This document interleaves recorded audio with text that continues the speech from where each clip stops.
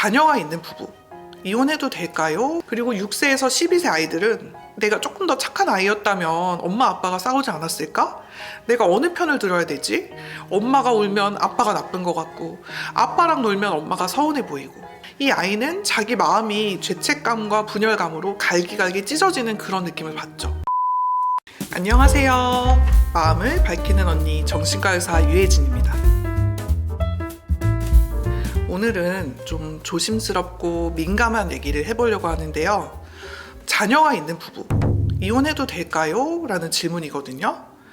저도 아이를 기르고 있는 입장이기 때문에 이 자녀가 이미 있는 환자분들께서 과연 이혼을 해도 될지 고민하고 상담을 요청하실 때 사실 걱정도 많이 되고 몰입도 많이 돼요.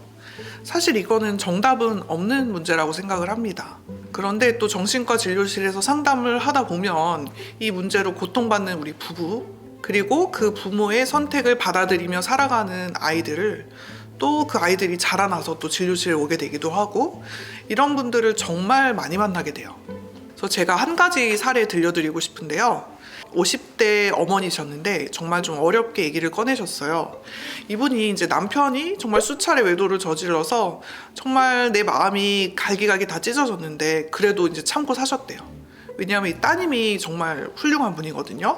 그래서 공부도 잘하고 어디다 내놔도 남부럽지가 않은데, 이 딸이 결혼할 때가 됐을 때 이혼 가정 출신이라고 책이 잡힐까봐 이 딸을 생각을 해서 참고 또 참으셨다는 거예요. 그런데 그 따님이 결혼한다고 남자친구를 데려왔는데 이분이 또 이혼 가정에서 자란 분이더래요. 그래서 사실 우리 어머니가 너무 큰 배신감을 느끼셨대요. 엄마가 왜 네 아빠랑 이혼 안 하고 참고 살았는지 아냐? 네가 이혼 가정에서 자라났다고 책 잡힐까봐 그렇게 참고 살았는데 네가 어떻게 저런 친구를 데려올 수가 있냐? 반대를 했더니 따님이 이렇게 말했다는 거죠. 그건 엄마의 선택이었잖아. 그 엄마 인생이야. 나한테 보상받으려고 하지 마. 이 환자분께서 너무 큰 충격을 받았고 따님과의 관계가 정말 크게 틀어진 상태라고 하셨어요. 사실 이 어머님과 상담을 하면서 저도 참 마음이 복잡했거든요. 요즘은 결혼한 부부 중에서 3쌍 중 1쌍이 이혼을 한다고 하죠. 저도 엄마거든요. 사실 나중에 제 아들이 사랑하게 될 사람이 이혼 가정 출신일 확률이 상당히 높은 거네 라는 생각도 들더라고요. 그러니까 저도 모르게 가슴이 철렁해지는 거죠. 또 정신과 의사로서 또 저는 부모의 이혼이 아이들에게 미치는 영향을 너무나 잘 알고 있거든요. 사람에게는 어린 시절이 굉장히 중요해요. 뇌 발달의 토대가 3세까지 형성이 되거든요. 그래서 초기 시기, 청소년 시기가 중요한데, 이 시기에 부모님의 이혼은 아이에게 큰 트라우마로 남기 때문에 아이들에게 이혼은 사실 천재지변이나 마찬가지거든요.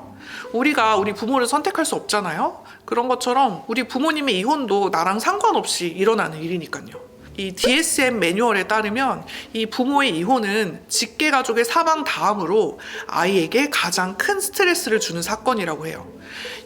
부모의 이혼을 겪는 아이들은 불안과 분노, 또 상실감을 겪고, 또 내가 사랑받지 못할까봐 두려워하고, 때로는 부모의 이혼이 자기 때문이라고 믿기도 해요. 이걸 좀 연령대별로 자세하게 설명드려 볼게요. 사실 부모님의 이혼은 그 자체로도 큰 사건이지만 그 시기에 아이가 몇 살이었느냐에 따라서 아이의 뇌에, 마음, 성격에 미치는 영향이 조금씩 다르게 나타납니다. 2세에서 5세 사이 아이들은요, 정말 혼란스러워집니다. 이 시기 아이들은 부모가 곧 세상의 전부거든요. 이 엄마와 아빠의 존재가 안전, 내 존재의 기초, 그리고 사랑 그 자체거든요. 이 연령의 아이들은 부모님의 이혼을 겪으면 갑작스럽게 분리불안이 생기는 경우도 많고, 밤마다 악몽을 꾸기도 하고요. 또 화장실을 잘 가리던 아이가 다시 대소변 실수를 하거나 퇴행하는 행동을 보이기도 하죠. 무엇보다도 중요한 건 이 시기 아이는 부모의 감정을 온몸으로 흡수한다는 거예요. 부모가 매일 싸우고 울고 분노하는 모습을 보면 아이는 내 잘못으로, 내가 무언가 잘못해서 이 세상이 무너지는 거 아닐까 오해를 해요. 그리고 6세에서 12세 아이들은 어떤 감정을 느끼냐면 자책과 혼란감, 그리고 부모님에 대한 충성심의 분열, 이런 행동들을 보일 수가 있고요. 이 연령대 아이들은 조금 더 자라났기 때문에 부모님의 행동을 이해해 보려고 노력합니다. 그래서 더 아파해요. 내가 조금 더 착한 아이였다면 엄마 아빠가 싸우지 않았을까? 내가 어느 편을 들어야 되지? 엄마가 울면 아빠가 나쁜 것 같고 아빠랑 놀면 엄마가 서운해 보이고. 대개 이 시기의 아이들은 부모 양쪽에 대해서 충성심을 느끼는 시기예요. 그런데 이 시기에 부모가 서로를 미워하고 헐뜯으면 이 아이는 자기 마음이 죄책감과 분열감으로 갈기갈기 찢어지는 그런 느낌을 받죠. 게다가 또 이 시기는 학교에서 성적, 또 또래 관계, 자존감 이런 것들이 결정되는 시기인데 이 심리적으로 흔들리다 보면 학교 생활이나 친구 관계에 있어서 감정적인 조절력도 무너지게 되고 이런 것들이 불안장애나 학습 저하로 이어질 수가 있어요. 그리고 더 나아가서 이제 청소년기에도 이혼 많이 하시는데요. 이 시기는 자기의 인생의 방향성을 정하고 또 관계를 쌓아 나가는 방법, 또 연애를 하기도 하고 대인관계에 대해서 신뢰감을 배워가는 시기죠. 그런데 이 시기 부모의 이혼을 겪으면 아이가 이런 생각을 하게 돼요. 이 사랑은 결국 다 깨지는 거야. 믿었던 사람도 배신하게 될걸? 나는 우리 엄마 아빠처럼 살지 않을 거야. 근데 사실 난 그 사람들의 피를 물려받았잖아? 내가 똑같이 살지 않으라는 보장이 있겠어? 이건 단순히 실망이 아니라 자기 자신의 정체성 자체에 혼란이 오는 상황이에요. 이때 감정 조절이 어려워지고 또 우울해지기도 하고 또 때로는 분노 폭발이나 위험한 충동적인 행동, 불법 약물 사용이라든지 성적 충동에 대한 조절 어려움, 또 여러 가지 비행 행동 등으로 이어질 수도 있어요. 특히 이런 청소년들의 경우에는 겉으로는 친구들하고 문제없이 잘 어울리는 것 같아도 깊은 마음속에서는 인간관계에 대해서 불신과 거리감이 생기기 때문에 나중에 성인이 된 이후에 연애와 결혼, 육아에서 반복적인 트라우마의 재현이 나타나기도 하죠. 그렇다면 어떤 선택을 해야 되는 걸까요? 이쯤 되면 많이들 이렇게 물으시죠. 선생님, 그럼 이혼하면 안 되는 건가요? 답은요, 상황에 따라 다르다입니다. 하지만 절대 잊지 말아야 할 원칙이 딱 하나가 있어요. 이혼을 하던 하지 않던 그 선택이 무조건적으로 내 아이를 보호하기 위한 선택이어야 된다는 거. 또 다음 사례 하나 더 들려드리고 싶은데요. 이분은 40대 남자 교사 선생님이세요. 평소에도 이제 교육자적 입장에서 이혼을 반대하셨대요. 또 밝고 공부도 잘하던 아이들이 부모님이 이혼하고 나서 망가지는 걸 많이 봤다. 아이가 너무 고통받고 성격도 바뀌어버리고 또 비행청소년이 되기도 하고. 그러니까 자식이 있으면 이 자식 클 때까지는 이혼하지 말고 무조건 참아야 된다. 이게 평소 그분 지론이셨는데, 그런데 그분이 배우자의 외도 때문에 이혼하기 일부 직전의 상황이 된 거예요.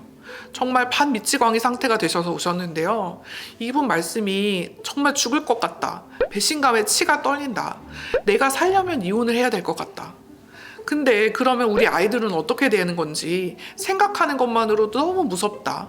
본인은 배우자로서도 아버지로서도 완전히 실패한 것 같아서 정말 죽어버리고 싶다는 그런 마음까지 느낀다고 하셨어요.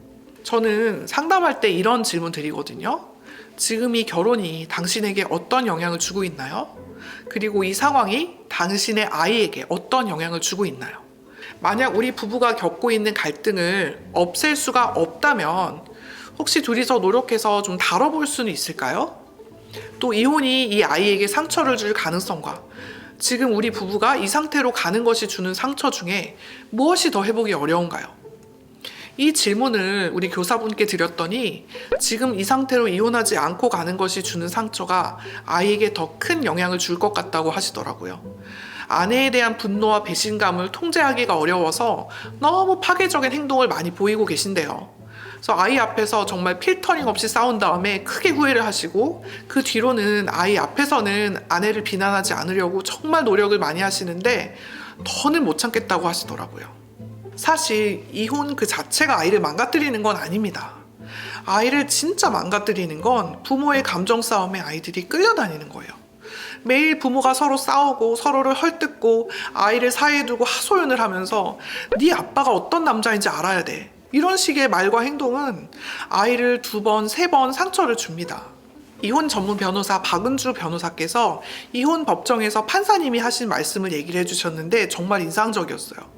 이 판사님께서 법정에서 서로를 헐뜯는 부부에게 그렇게 말씀하셨대요. 나는 당신들이 누가 잘못했고 왜 이혼하는지는 관심이 없다. 우리 법원에서 관심이 있는 것은 오직 미성년 자녀들의 복리와 정서다. 거기 집중하고 아이들이 상처받지 않도록 더 이상 서로를 비난하지 말아라. 사실 저도 같은 얘기를 드리고 싶어요. 사실 부모가 이혼하고 헤어지는 것보다 매일 싸우고 미워하고 공격하는 모습을 보이는 것이 아이의 정신건강엔 더 독입니다. 부부 사이의 문제에 대해서 아이에게 책임을 전가하지 마세요. 너 때문에 내가 참고 사는 거야. 너 때문에 내가 이혼도 못해. 이 말은 아이에게 지워서는 안 되는 정말 큰 죄책감이에요. 이 아이와의 관계는 부부 관계와 분리하세요. 이혼을 하더라도 부모 역할은 계속 되어야 됩니다. 아이는 나는 엄마와도 아빠와도 연결되어 있어. 이러한 유대의 감정을 유지를 할 수 있어야 돼요. 이 아이의 감정을 물어보시고 편안하게 말할 수 있는 공간을 허락해 주세요.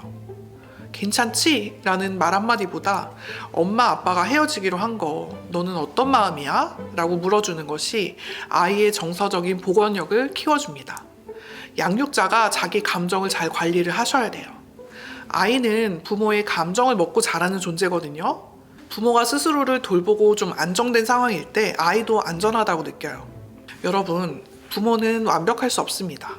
하지만 적어도 아이가 부모의 선택 때문에 자신의 삶을 의심하고 고통받지 않게 도와주는 건 그 부분은 어른의 책임이에요.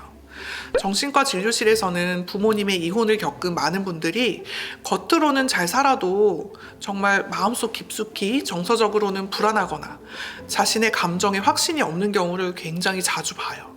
사랑을 줄 수 있는 능력, 관계를 맺고 유지하는 힘, 타인에 대한 신뢰에 대한 감각, 이 모든 게 우리가 어린 시절 가정에서 배우는 것들이거든요. 그래서 저는 이렇게 말씀드리고 싶습니다. 아이를 위해서 이혼한다는 말도, 아이를 위해서 이혼하지 않는다는 말도 모두 조심스럽게 하셨으면 좋겠어요. 자녀가 있다 그래서 무조건 이혼하지 말라는 말은 하고 싶지 않아요. 하지만 이혼을 내 감정의 해소로만, 내 마음 가는 대로만 선택해서는 안 됩니다. 아이에게 남기는 건 그 결과보다 과정이거든요. 가장 나쁜 건요, 싸우면서도 서로 미워하면서 이 아이를 이유로 아무것도 결정하지 못한 채 시간만 보내는 거예요. 부부의 관계는 인륜이기 때문에 끝낼 수 있어도 부모의 역할은 천륜이잖아요. 이건 평생 가는 역할이라는 걸 기억해 주셨으면 좋겠습니다. 이 영상이 도움이 되셨다면 좋아요, 구독, 알림 설정 부탁드립니다. 오늘도 우리 모두 마음의 불을 밝혀봐요. 감사합니다.